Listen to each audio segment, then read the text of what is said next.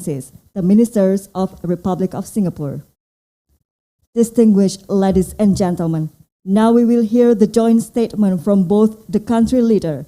Firstly, we would like to invite the President of the Republic of Indonesia, His Excellency Mr. Joko Widodo. Assalamualaikum warahmatullahi wabarakatuh.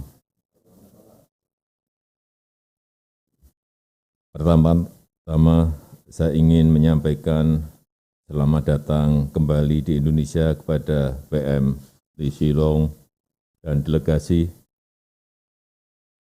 Pertemuan saya dan PM Lee membahas upaya penguatan kerjasama bilateral di berbagai bidang, terutama di bidang ekonomi, dan saling tukar pandangan mengenai berbagai isu di kawasan.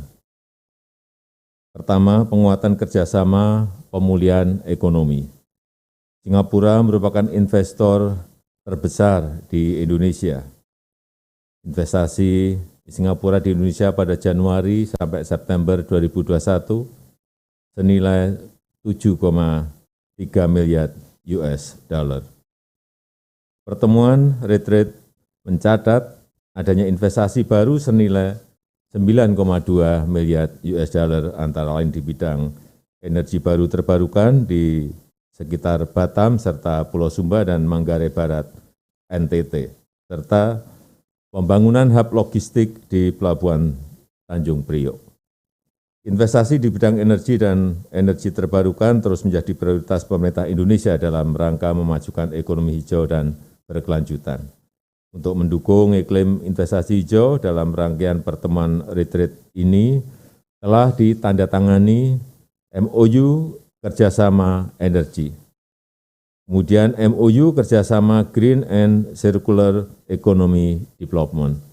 Selain itu, guna terus menjaga stabilitas finansial dan moneter untuk mendukung pemulihan ekonomi, telah ditandatangani pula beberapa kerjasama antara lain MOU kerjasama keuangan, dan pada November 2021 kerjasama Local Currency Bilateral Swap Agreement dan Bilateral Repo Line telah diperpanjang 1 tahun.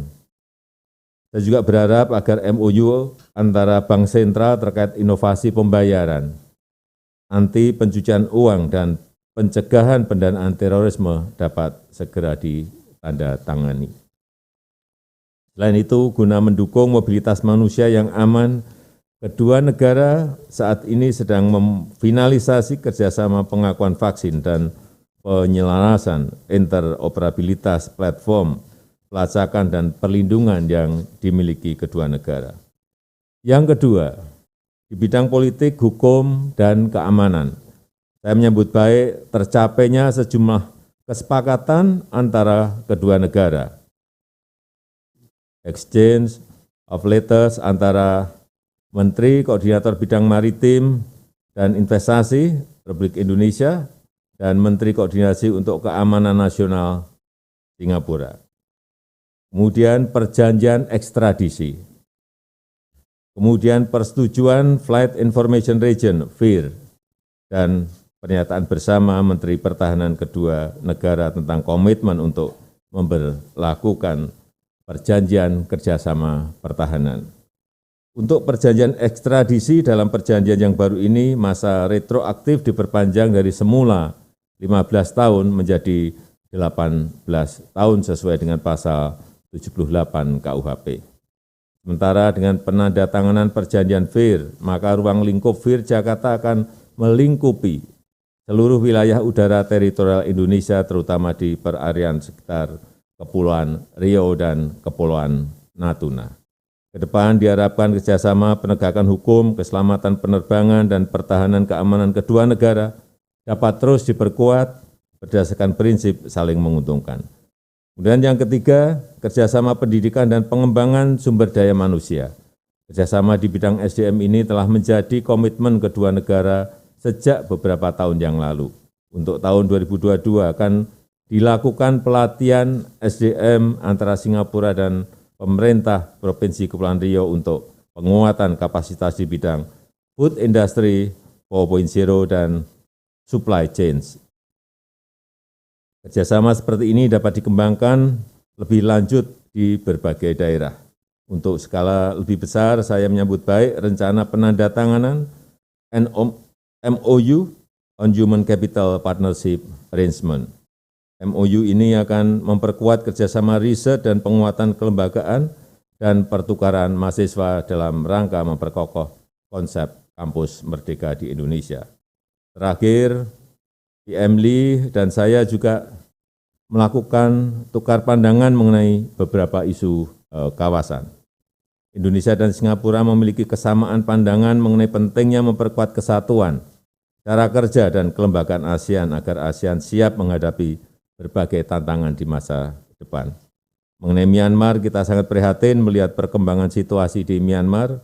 Indonesia dan Singapura memiliki pandangan yang sama mengenai pentingnya pelaksanaan 5-point consensus. Konsensus ini merupakan keputusan ASEAN pada tingkat tinggi dan harus dihormati oleh semua. Kita juga sepakat bahwa keselamatan dan kesejahteraan rakyat Myanmar terus menjadi perhatian utama.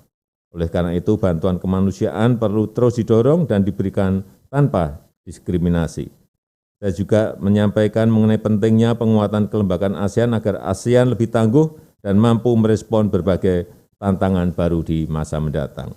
Sekali lagi, terima kasih PM Lee atas pertemuan yang sangat konstruktif ini.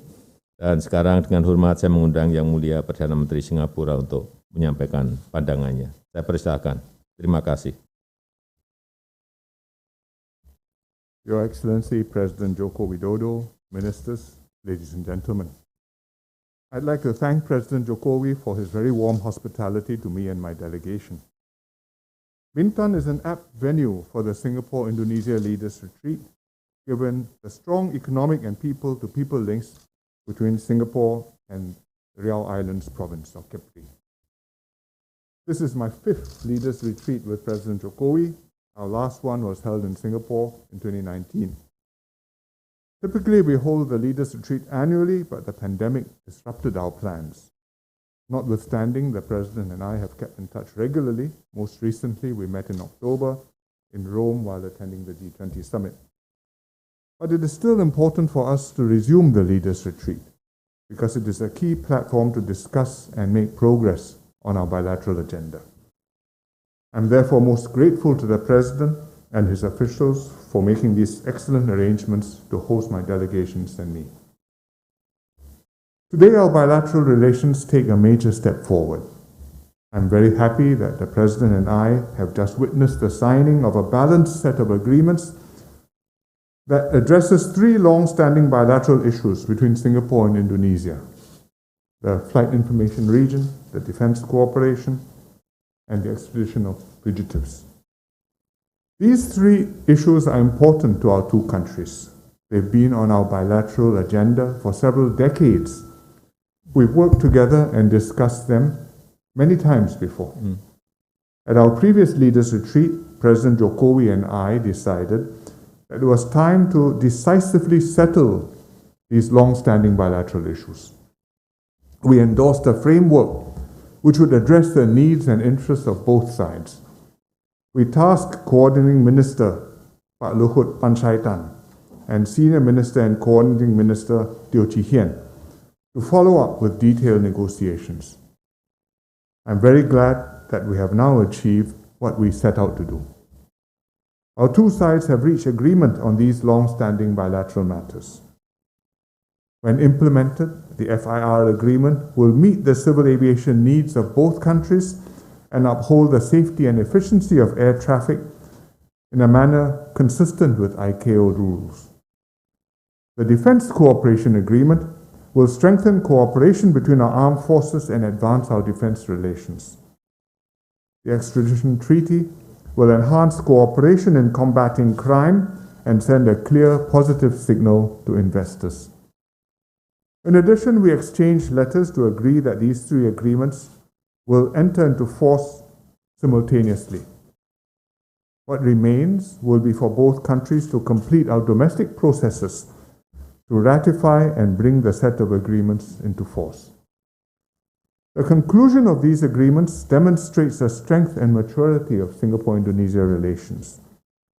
These agreements take into account both parties' interests, represent a good balance of benefits, are durable agreements for the long haul, designed to last for at least a generation, and create a solid foundation to move bilateral relations forward with confidence and trust. I thank President Jokowi for his leadership and vision, which have brought about this very positive outcome. I also thank Pak Luhut, SM Teo, and the officials on both sides for their tireless work and their shared determination to make progress on these long-standing bilateral issues. I encourage the ministers and officials to maintain close cooperation and coordination and implement the agreements expeditiously. President Jokowi and I also discussed the resumption of cross-border travel. Indonesia has resumed tourism travel from Singapore to Bintan and Batam. It implemented a travel bubble to Bintan and Batam, and Singapore will discuss with Indonesia how we can make this bidirectional. And we hope without taking too long. President Jokowi and I agreed to continue discussions also to expand air and sea travel more generally to more destinations in Indonesia. But we have to take into account the COVID situation and in particular the outbreak of the Omicron variant, and we will do so at a pace that both sides are comfortable with, taking into account our respective public health situations. We also reviewed our ongoing bilateral cooperation. As the President noted, Singapore has consistently been Indonesia's top foreign investor since 2014, and despite the pandemic, our investments have grown. At the last leaders' retreat, we signed a bilateral investment treaty which has entered into force. This will build investor confidence and contribute to economic growth and jobs growth. And the Kendal Industrial Park, which President and I jointly opened at our 2016 retreat, is doing well. It has attracted $1.6 billion in investments and will create many thousands of jobs. Our finance ministries and central banks are also strengthening institutional linkages to deepen financial cooperation.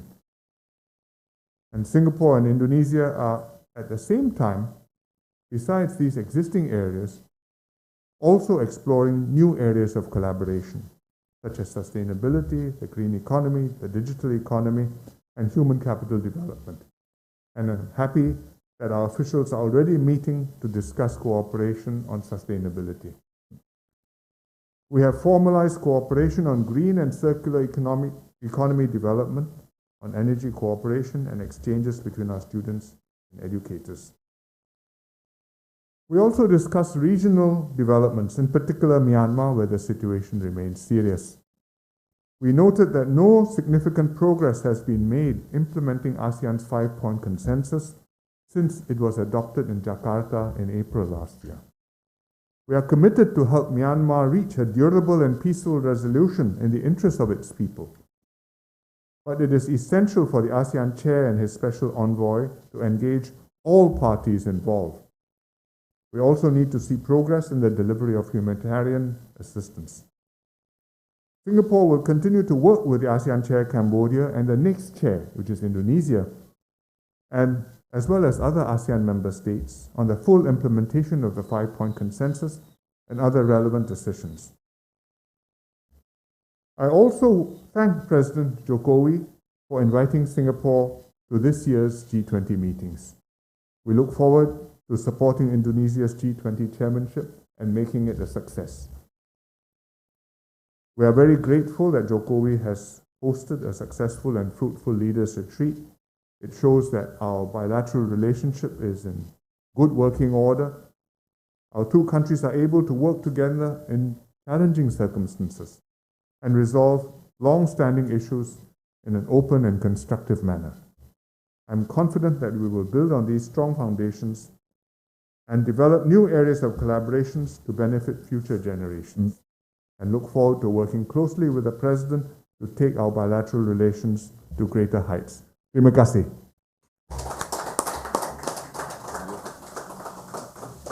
Thank you.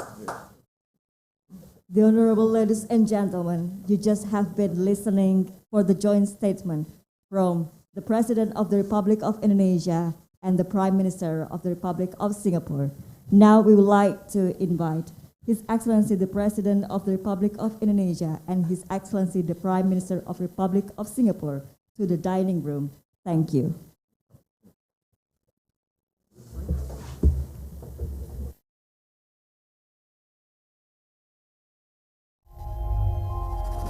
Tidak euforia yang berlebihan, kita semuanya harus percepat proses vaksinasi ini dan tetap taat terhadap protokol kesehatan, terutama memakai masker.